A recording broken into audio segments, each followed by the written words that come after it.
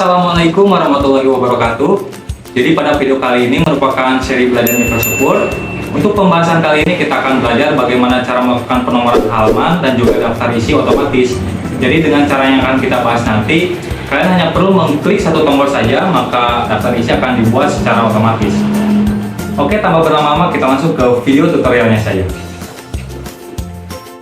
Jadi saya sudah siapkan sistematika makalahnya sebagai berikut. Rencananya untuk bagian cover, kata pengantar, dan daftar isi itu menggunakan penomoran angka Romawi. Kemudian bab 1, bab 2, dan bab 3 menggunakan penomoran angka biasa. Dan yang terakhir, daftar pustaka tidak menggunakan penomoran halaman. Caranya, kita kembali ke covernya terlebih dahulu. Pada bagian bawah cover, atau biasa disebut dengan bagian footer, kita double klik. Kemudian akan muncul menu header dan footer. Lalu kita pilih page number, lalu bottom of page. Nah, di sini kita sesuaikan posisinya dengan kebutuhan masing-masing. Nah, jika sudah, maka otomatis semua halaman akan diberikan penomoran halaman secara berurutan. Untuk mengubah formatnya menjadi angka Romawi, kita cukup kembali ke page number yang tadi, kemudian ubah formatnya menjadi angka Romawi. Jika sudah oke. Nah, untuk bagian halaman covernya ini, kita tidak akan tampilkan halamannya seperti ini, karena biasanya untuk halaman cover ini tidak menggunakan penomoran halaman. Caranya kita tinggal centang different first page ini, maka otomatis akan menghilang secara sendirinya. Kemudian untuk bab 1 ini kita akan ubah menjadi angka biasa.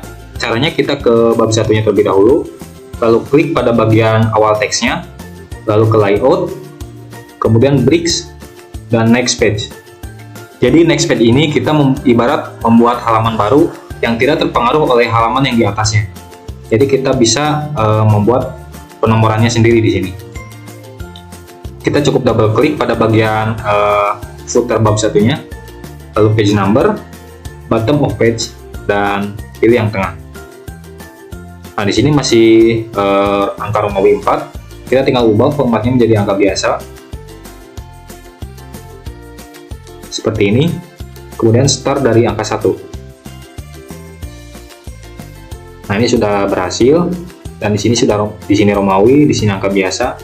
Nah, biasanya ketika sudah memberikan penomoran ini, halaman covernya pun akan muncul kembali seperti semula.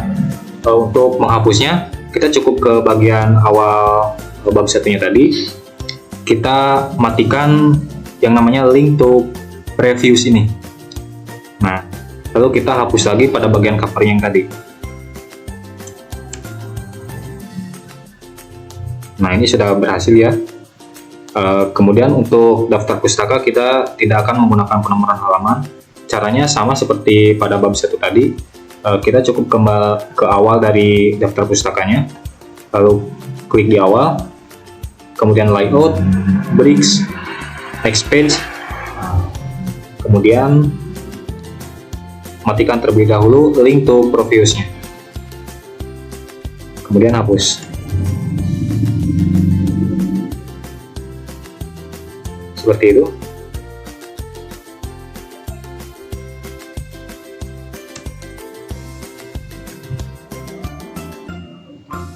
Jadi setelah kita melakukan penomoran halaman seperti tadi, barulah kita bisa membuat daftar isi otomatis.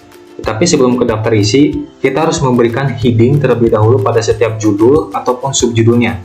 Misalkan pada kata pengantar ini kita berikan heading 1. Kita blok terlebih dahulu, kemudian pada bagian style pilih heading 1. Nah, setelah menggunakan heading, biasanya format teksnya akan berubah. Jadi kita harus mengeditnya kembali supaya bisa kembali seperti semula.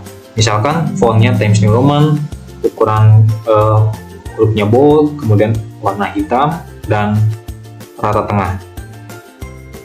Seperti ini. Kemudian lakukan hal yang sama pada semua judulnya.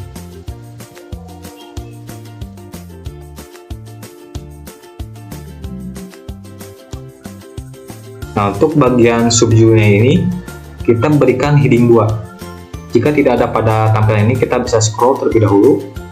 Nah, pilih heading 2. Kemudian kita edit seperti semula.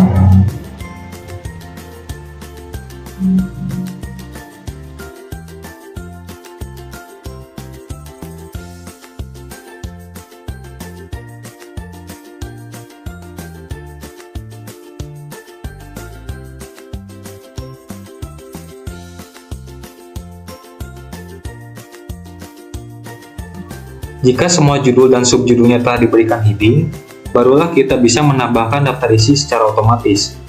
Caranya kita kembali ke daftar isinya terlebih dahulu, kemudian enter sekali. Nah, kita ke menu References, lalu pilih Table of Content. Pilih yang konten pertama.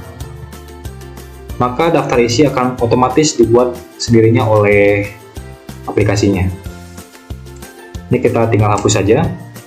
Dan kita telah berhasil membuat penomoran dan juga daftar isi secara otomatis.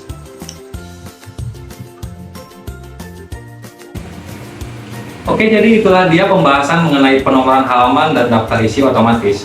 Jadi kesimpulannya, untuk membuat penomoran halaman jangan lupa kalian berikan next page pada setiap halaman yang ingin kalian ubah penomorannya.